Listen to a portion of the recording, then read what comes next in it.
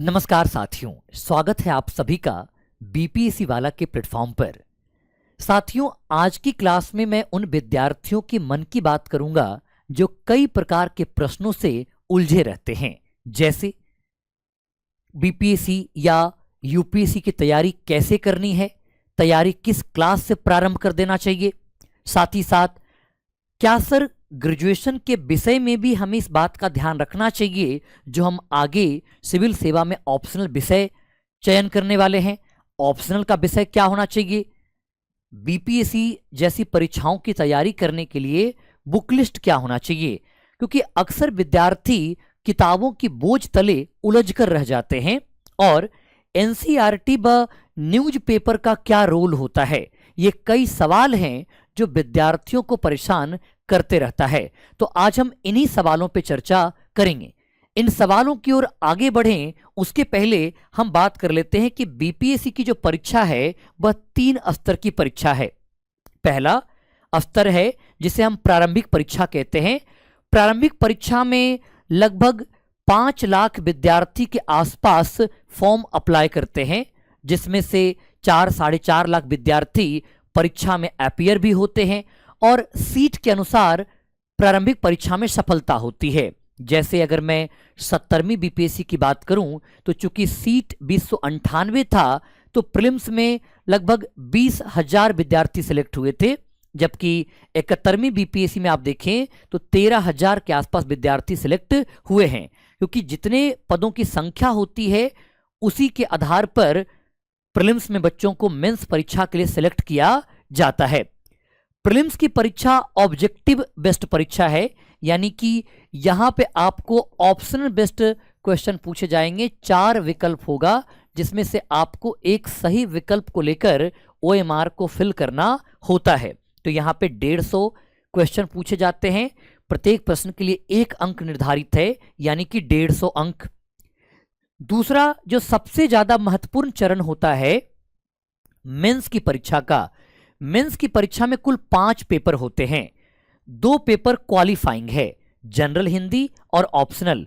ये दोनों जनरल हिंदी भी 100 अंक का पूछा जाता है, जबकि ऑप्शनल भी 100 अंक का पूछा जाता है। मैं आपको बताना चाहूंगा साथियों, पहले बीपीएससी की परीक्षा में ऑप्शनल मेरिट का विषय होता था, लेकिन बीपीएससी ने अपने पैटर्न में 68वीं बीपीएससी से बदलाव किया और अब उसके स्थान पर एक नया पेपर एस्से निबंध को शामिल किया है और ऑप्शनल विषय को केवल और केवल क्वालिफाइंग बना दिया गया कि आपको इसमें नियत अंक प्राप्त करना होगा, बस इस परीक्षा को केवल पास करना है, इसका अंक आपके मेरिट में नहीं जोड़ा जाता है। तो 2 पेपर सामान्य हिंदी और ऑप्शनल क्वालिफाइंग है, जबकि 3 पेपर मेरिट का होता है, एस्से, जीएस पेपर 1 और जीएस पेपर 2, और तीसरा चरण होता है इंटरव्यू, और यह सबसे महत्वपूर्ण चरण होता है। हालांकि सबसे महत्वपूर्ण चरण मेंस होता है। अगर मेंस में आपका स्कोर बहुत बढ़िया है तो इंटरव्यू में थोड़ा ऊपर नीचे भी अंक होता है तो आपको एक सीट प्राप्त हो जाती है, लेकिन तीसरा चरण एक महत्वपूर्ण है इंटरव्यू का। तो ये तो बात हुई बीपीएससी की एक पैटर्न की, बीपीएससी की सिलेबस की। अब हम बात करते हैं कि हमें तैयारी किस क्लास से प्रारंभ करनी चाहिए। क्या हमें 10th पास करने के बाद तैयारी को प्रारंभ कर देना चाहिए? आप 10th क्वालिफाई हुए और 10th पास होने के बाद क्या आपको प्रिपरेशन स्टार्ट कर देना चाहिए? नहीं साथियों, 10th के बाद बीपीएससी की तैयारी या यूपीएससी सिविल सेवा की तैयारी प्रारंभ करने की आवश्यकता नहीं है। आप जब 12th पास कर लेते हैं, 12th पास करने के बाद आप कॉलेज की में दाखिल होते हैं। कॉलेज की शिक्षा में आप ग्रेजुएशन करते हो या तो, क्योंकि यहां पे विद्यार्थी अपने लक्ष्य को तय करता है कि उसे भविष्य में किस दिशा में जाना है। जैसे कुछ विद्यार्थी नीट क्वालिफाई करके मेडिकल की दिशा में आगे बढ़ जाते हैं, कुछ विद्यार्थी इंजीनियरिंग की दिशा में आगे बढ़ जाते हैं, कुछ विद्यार्थी एसएससी और बैंकिंग जैसी परीक्षाओं में शामिल होते हैं, और जो कॉमर्स के विद्यार्थी होते हैं वो कॉमर्स के फील्ड में आगे बढ़ जाते हैं, कुछ विद्यार्थी लॉ की दुनिया में अपना कदम बढ़ाते हैं। लेकिन कुछ विद्यार्थी का हमेशा से यह सपना होता है कि उन्हें सिविल सेवा ही क्वालिफाई करना है और वो किसी दूसरे स्ट्रीम में जाने के उपरांत सिविल सेवा में नहीं आना चाहते। जैसे आप देखोगे कि बहुत सारे मेडिकल क्वालिफाई करने के बाद भी सिविल सेवा की परीक्षा में शामिल होते हैं, इंजीनियरिंग लॉयर बनने के बाद भी वो करते हैं। लेकिन कुछ विद्यार्थी का होता है कि सीधा हमारा लक्ष्य सिविल सेवा हमें क्लियर करना है। तो जब आप 12th की परीक्षा पास करते हो और कॉलेज की परीक्षा में दाखिल होते हो तो यहां से आप अपनी जो सिविल सेवा की यात्रा है यहां से प्रारंभ कर सकते हो। अक्सर विद्यार्थी के मन में एक भ्रम उत्पन्न हो गया है कि जो कॉलेज का वर्ष होता है वो उनका आनंद का वर्ष है, इंजॉय करने का वर्ष है। नहीं साथियों, ऐसा बिल्कुल भी नहीं है। कॉलेज का वर्ष निर्माण का वर्ष होता है, क्योंकि जो भविष्य में जिस इमारत का आप निर्माण करना चाहते हो उसकी नींव आप कॉलेज के समय ही रखते हो।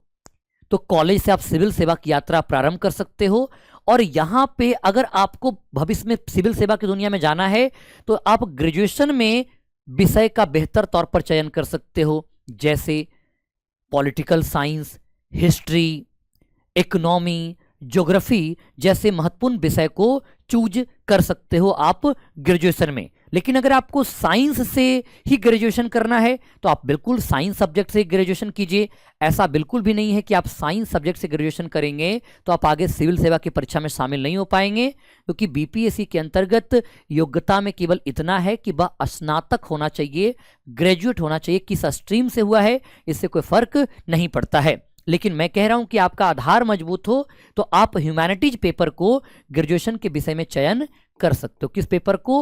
ह्यूमैनिटीज को। ये आपको तैयारी में आगे मदद करेगा, क्योंकि जब आप हिस्ट्री चूज करोगे तो आप उसके साथ अन्य विषयों को भी पढ़ोगे और उसी के आधार पर जो अक्सर आपका ऑप्शनल अगर ह्यूमैनिटीज रहा, अगर ग्रेजुएशन में विषय आपका ह्यूमैनिटीज रहा है, हिस्ट्री, पॉलिटी, ज्योग्राफी, इकोनॉमी जैसे विषय को आपने चयन किया है, तो आप ऑप्शनल विषय के तौर पर उन्हीं विषयों में से किसी एक को चूज कर सकते हो। लेकिन अगर आपने कॉमर्स से ग्रेजुएशन पास किए हो, आप साइंस बैकग्राउंड से रहे हो, है ना, तो वैसी स्थिति में आप हिस्ट्री विषय को, इतिहास विषय को अपने वैकल्पिक विषय के तौर पर रख सकते हो, क्योंकि ये बहुत आसान है।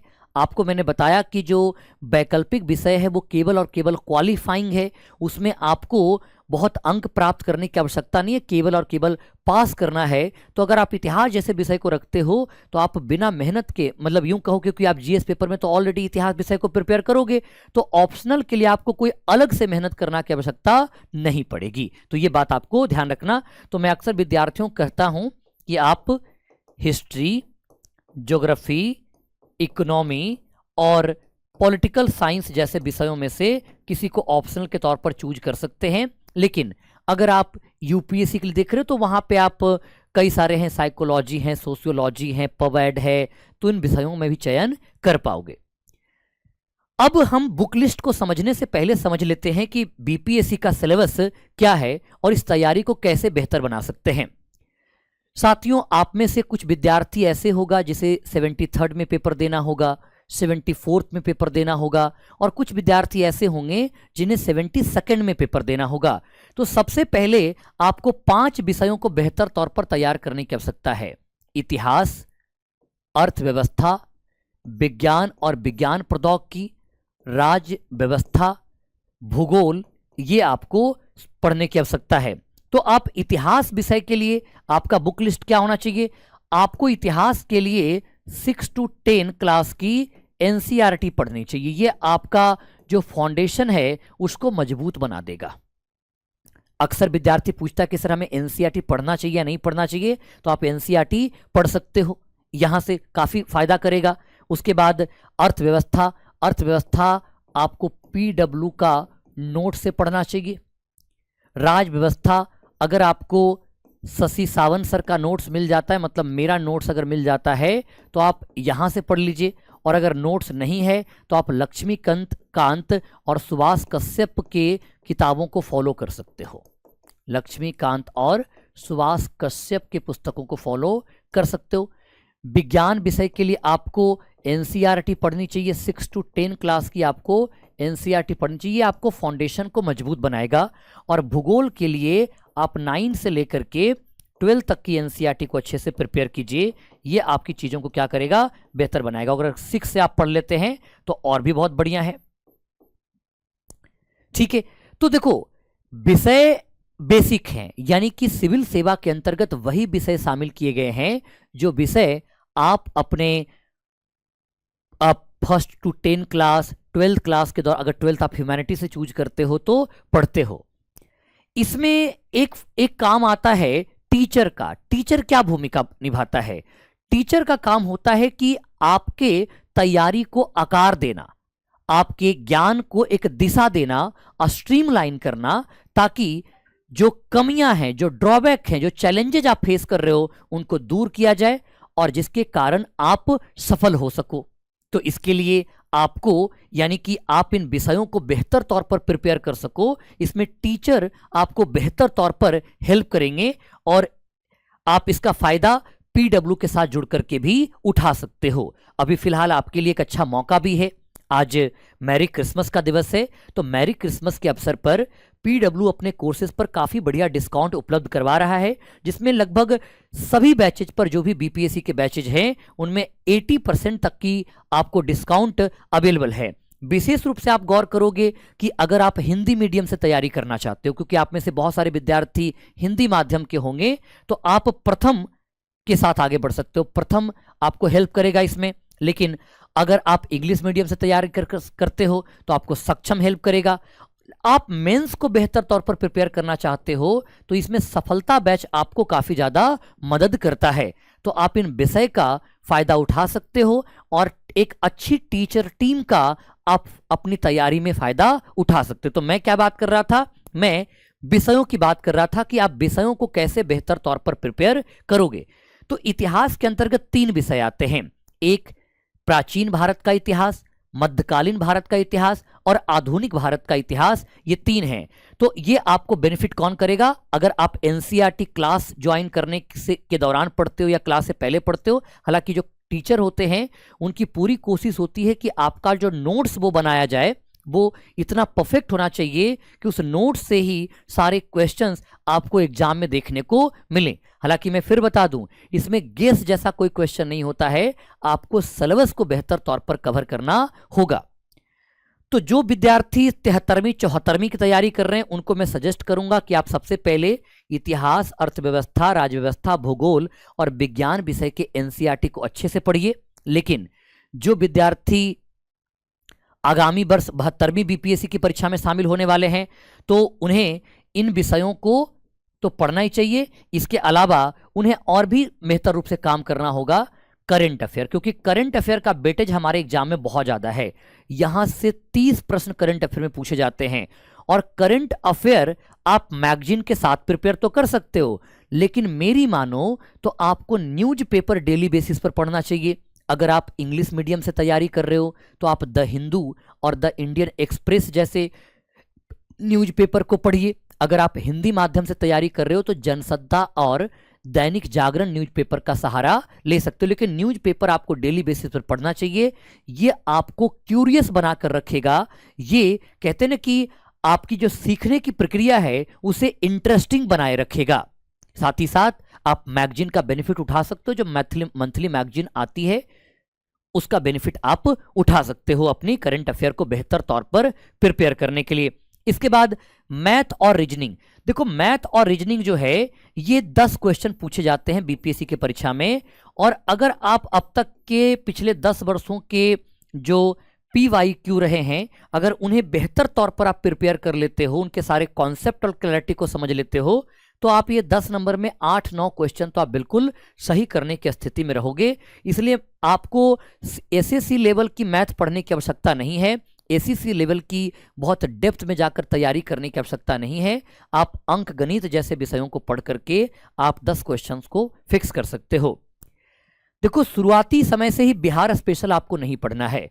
पहले आप अपने इतिहास, भूगोल, राजव्यवस्था, अर्थव्यवस्था जैसे विषयों को कंप्लीट करें, उसके बाद बिहार स्पेशल में इंटर करें, क्योंकि बिहार स्पेशल कोई सब्जेक्ट नहीं है, बल्कि बिहार स्पेशल के अंतर्गत हम बिहार का इतिहास, भूगोल, राजव्यवस्था और अर्थव्यवस्था को समझते हैं। तो जब आप इन कोर विषय के फंडामेंटल को बेहतर तौर पर समझते हो तो आप बिहार स्पेशल बेहतर तौर पर समझ पाओगे, बेहतर तौर पर सीख पाओगे। ऐसा नहीं है कि आपको शुरुआत से ही पहले बिहार स्पेशल से तैयारी को प्रारंभ कर देना है। ऐसा गलती बिल्कुल भी नहीं करना है ना। ऐसी गलती आपको बिल्कुल भी नहीं करना, ये बात आपको ध्यान रखना है। तो अगर आप 73rd 74th में हो तो पहले 5 को तैयार करो, 72nd में हो तो आपको करंट अफेयर भी तैयार करना होगा। और जब ये सारे विषय अच्छे से प्रिपेयर हो जाएं तो आप बिहार स्पेशल में इंटर कीजिए। ठीक है, क्लियर है पॉइंट। तो अब आपको ये तो पता चल गया होगा कि एनसीईआरटी का आपके जीवन में क्या महत्व है। अक्सर आप पूछते हो कि सर एनसीईआरटी पढ़ना चाहिए या एनसीईआरटी नहीं पढ़ना चाहिए। मैं आपको सजेस्ट करूंगा आपको एनसीईआरटी पढ़ना चाहिए। और एनसीईआरटी कैसे पढ़ना चाहिए? क्या बस एनसीईआरटी सारी किताबों को पढ़ लो? नहीं, मैं तो ये आपसे कहूंगा कि आप 6 to 10, 6 से 10 तक का आप सारे सब्जेक्ट पढ़िए, है ना। 6 to सारे सब्जेक्ट का मतलब, यहां सारे का मतलब क्या है? तो बेसिकली हिस्ट्री है, पॉलिटी है, ज्योग्राफी है, इकोनॉमी तो केवल 9 और 10 में ही मिलेगा, 9th and 10th में इकोनॉमी मिलेगा। और इसके अलावा साइंस है। ये 5 विषय आप यहाँ पे पढ़ सकते हैं। हिंदी अंग्रेजी पढ़ने की आवश्यकता नहीं है। और एनसीईआरटी, इसे हम सिविल सेवा की तैयारी के लिए गीता कहते हैं, है ना। ये सिविल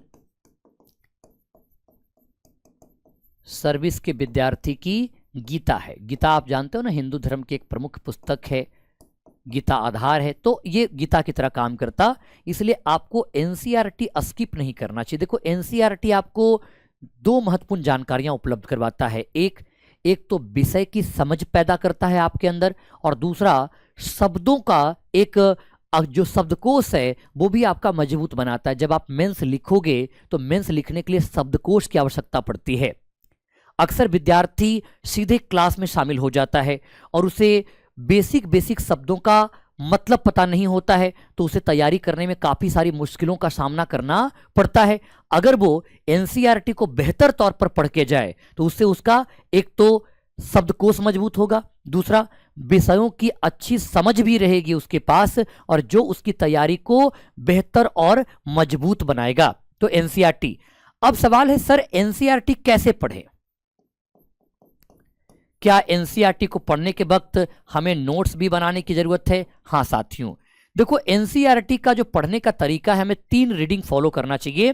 पहला, जो फर्स्ट रीडिंग हो, ये केवल और केवल आपको रीडिंग करनी है ना। फर्स्ट रीडिंग में ना तो आपको हाईलाइट करना है, नो हाईलाइट, जनरली आप करते हो ना, यूज करते हो हाईलाइटर का, और ना ही आपको यहां पे नोट्स बनाना है। तो ना तो हाईलाइट करना, ना तो नोट्स बनाना, बस आपको सारे लाइन बाय लाइन चीजों को अच्छे से पढ़ना है।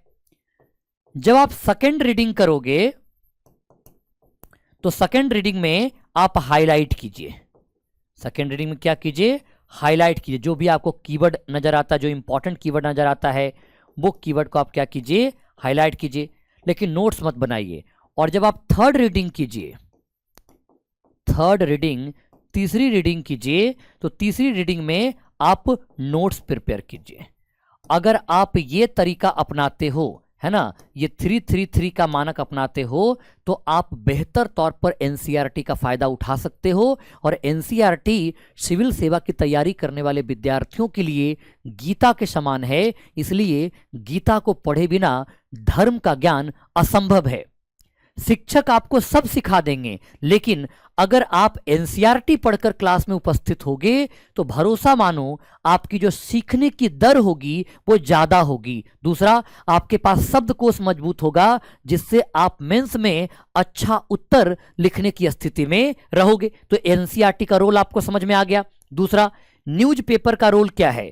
तो देखो न्यूज़पेपर आपको अपडेट रखता है, अपडेट रखता, और दूसरा ये आपको क्यूरियस बनाता है। क्यूरियस मतलब उत्सुक बनाता है, सीखों को, चीजों को सीखने की प्रवृत्ति का विकास करता है, आपके अंदर ललक पैदा करता है, और आपके जीएस पेपर के सिलेबस के साथ जुड़ता होता है। इसलिए आपको डेली बेसिस पर न्यूज़पेपर पढ़ना चाहिए। अगर आप हिंदी माध्यम से तैयारी कर रहे हो तो जनसत्ता और दैनिक जागरण में से किसी एक को पढ़ लीजिए। अगर आप अंग्रेजी माध्यम से तैयारी कर रहे हो तो द हिंदू और इंडियन एक्सप्रेस को आप फॉलो कर सकते हो।